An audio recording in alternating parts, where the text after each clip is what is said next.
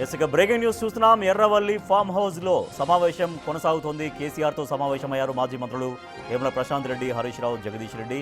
కాళేశ్వరం నివేదిక పైన చర్చలు చేస్తున్నారు. లీగల్గా ఎలా ముందుకు వెళ్ళాలి అని సమాలోచనలు చేస్తున్నారు. దాంతోపాటుగా కవిత ఎపిసోడ్ పైన కూడా డిస్కషన్ జరుగుతుంది. నిన్న జగదీష్ రెడ్డిని ఉద్దేశించి కవిత కొన్ని వ్యాఖ్యలు చేశారు. సో దాని పట్ల కూడా ఈ సమావేశంలో చర్చిస్తున్నారు. ఇప్పటికే కాళేశ్వరం కమిషన్ నివేదిక ప్రభుత్వానికి చేరింది. అలాగే కమిటీ కూడా అధ్యయన కమిటీ కూడా ప్రభుత్వానికి నివేదిక ఇచ్చిన నేపథ్యంలో లీగల్గా ఎట్లా ముందుకు వెళ్ళాలి అనే దానిపైన డిస్కషన్ చేస్తున్నారు ఎర్రవల్లి ఫామ్ హౌస్లో. మా ప్రతినిధి దుర్గారెడ్డి మరింత సమాచారం ఇస్తారు. దుర్గారెడ్డి, సమావేశం ఎప్పటిదాకా కొనసాగే అవకాశం ఉంది? దాంట్లో కాళేశ్వరం కమిషన్ నివేదిక, ఇంకా మిగిలినటువంటి అంశాలు, కవిత ఎపిసోడ్ కావచ్చు, ఇవన్నిటి కూడా ఎట్లా చర్చిస్తున్నట్టుగా తెలుస్తోంది?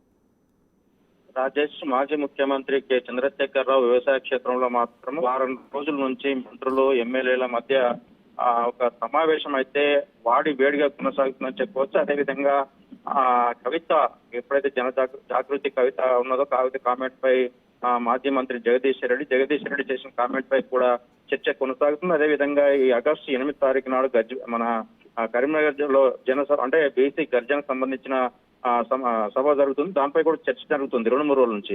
అదేవిధంగా ఈ రోజు మాత్రం జగదీష్ రెడ్డి, ఆ తర్వాత 2 రోజుల నుంచి వేముల ప్రశాంత్ రెడ్డి మినిస్టర్, ఆ తర్వాత మాజీ మంత్రి, ఆ తర్వాత సిద్దిపేట మాజీ మంత్రి హరీష్ రావుతో చర్చలు కొనసాగుతున్నాయి.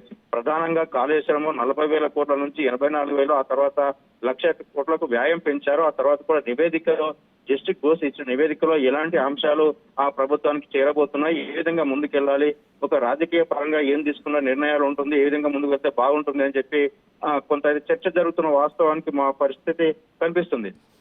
వాస్తవాలు ఆ తర్వాత కూడా వీళ్ళిద్దరు అంటే హరీష్ రావు, కేటీఆర్ ఘోష్ కమిషన్ ముందు హాజరై కూడా వీళ్ళు వాదనలు కూడా వినిపించారు.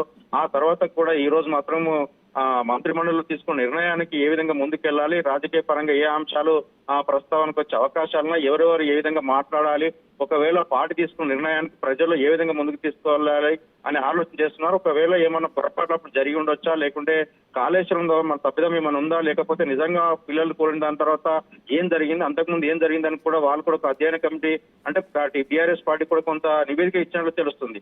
వాళ్ళు తీసుకున్న సారాంశాలు, ఆ తర్వాత జస్టిస్ ఇచ్చిన ప్రభుత్వానికి ఇచ్చిన నివేదికలకు కూడా ఎక్కడైనా మిస్టేక్ ఉందా, లేకుంటే సేమ్ ఉన్నాయా, లేకుంటే ఈ విషయం కూడా ప్రస్తావించి ఒక నిర్ణయం తీసుకుంటే ఎవరు మాట్లాడాలి, ముందుగా కాళేశ్వరం పై కావచ్చు, లేకుంటే కవిత ఎపిసోడ్ మీద కానీ ఇవన్నీ జరుగుతున్న పరిణామాలపై కొంత చర్చ జరుగుతున్నమాట వాస్తవమే అని చెప్పవచ్చు. Rajesh, right, thank you Durga Reddy. BRS అధినేత మాజీ ముఖ్యమంత్రి కేసీఆర్ వ్యవసాయ క్షేత్రం ఎర్రవల్లిలో సమావేశం జరుగుతోంది. దీంట్లో పార్టీ ముఖ్య నాయకులు, మాజీ మంత్రులతో ఆయన సమావేశమయ్యారు.